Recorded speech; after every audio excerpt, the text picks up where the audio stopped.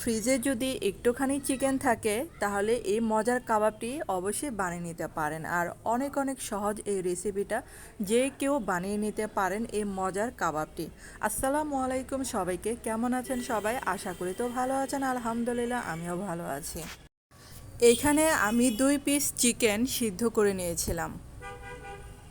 আর এই যে একটা আলুকে 4 টুকরা করে একসাথে সিদ্ধ করে নিয়েছি। আর এখন এই যে সিদ্ধ মাংসটাকে একটু ছাড়িয়ে নিচ্ছে। আর আমার চ্যানেলে যারা নতুন আছেন, এখন আমার চ্যানেলটাকে সাবস্ক্রাইব করে রাখেননি, তাদের কাছে অনুরোধ রইল প্লিজ চ্যানেলটাকে সাবস্ক্রাইব করে আমার পাশে থাকবেন।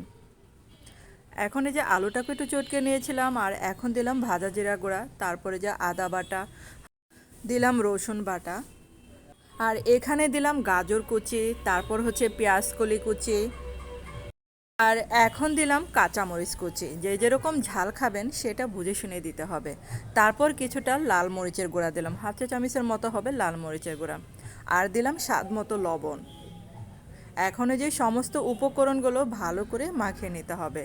আর কিন্তু এখানে আর কোনো উপকরণ আপাতত লাগবে না, বিশেষ করে মশলা জাতীয় উপকরণ। আর এই খাবারটা যে কেউ বানিয়ে নিতে পারবেন।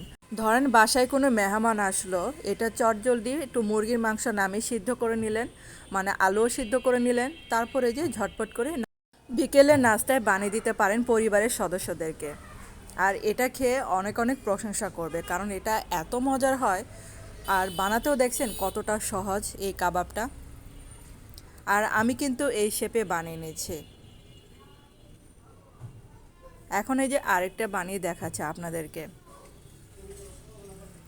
তো বানানো কিন্তু শেষ। এখন একটা ডিম নিয়েছি, ডিমটাকে আগে থেকে ফেটিয়ে নিয়েছিলাম, তারপর একটা টোস্ট বিস্কুটের গুঁড়া করে নিয়েছিলাম। এখন এই যে একটা করে কাবাব আগে ডিমের মধ্যে ডুবিয়ে নিয়ে তারপর এই যে টোস্ট বিস্কুটের গুঁড়ার মধ্যে গড়িয়ে নেব। আর আপনাদের কাছে টোস্ট বিস্কুটের গুঁড়াটা যদি না থাকে তাহলে না দিলেও চলবে। আর টোস্ট বিস্কুটের গুঁড়াটা দিলে হয় কি, উপরেটা একটু ক্রিস্পি ক্রিস্পি ভাব থাকে, খেতে কিন্তু ভালোই লাগে।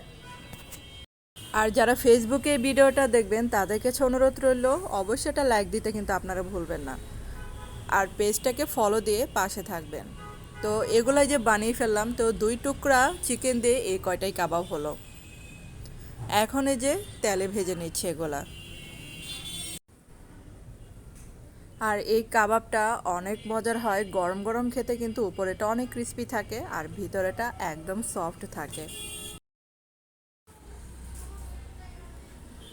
আর চুলার জালটা যদি একটুখানি বাড়িয়ে দেন তাহলে কিন্তু এই যে কালারটা একটু কালচে এসে যাবে। আমি ভুলে একটু চুলার জালটা বাড়িয়ে দিয়েছিলাম, তার জন্য কালারটা কিন্তু উপরেটা এরকম এসেছিলো, তাতে কোনো অসুবিধা হয়নি খেতে। তো কালারটা কিন্তু এরকম থাকলে দেখতে সুন্দর লাগবে। আর চুলার জালটা কিন্তু অবশ্যই মিডিয়াম আঁচে রেখে ভাজতে হবে। তো এখন কিন্তু নামিয়ে ফেলবো, হয়ে গেছে আমার কাবাবগুলো। আর এগুলা কিন্তু ফ্রোজেন করেও রাখতে পারেন। ফ্রোজেন করে রাখলে দেখা যাবে কোনো মেহমান এসে পড়লো বা সন্ধ্যার নাস্তায় ঝটপট ফ্রিজের থেকে নামিয়ে ভেজে দিতে পারেন। আর এই যে ভাজা শেষ, তো সবগুলোই তুলে নিলাম, বাকিগুলো দিয়ে দিলাম এখানে। আর সবগুলো ভেজে একটা প্লেটে তুলে নিলাম। তো হয়ে গেল আমার ঝটপট চিকেন কাবাব। আর আপনাদের কাছে যদি এই ভিডিওটা ভালো লেগে থাকে এবং আমার রেসিপিটা যদি আপনাদের ভালো লাগে, তাহলে অবশ্যই কিন্তু এটা লাইক দিতে ভুলবেন না। আর কেমন হলো বন্ধুরা, অবশ্যই কিন্তু বেশি বেশি করে কমেন্ট করে আপনারা জানাবেন। এখন একটা ভেঙে দেখাচ্ছি আপনাদেরকে। তো দেখতেই পাচ্ছেন ভিতরেটা কতটা সুন্দর হয়েছে, একদম কালারফুল। গাজর, তার মধ্যে পেঁয়াজ কুলি, কাঁচামরিচ কুচি। তো ধন্যবাদ সবাইকে ভিডিওটা দেখার জন্য।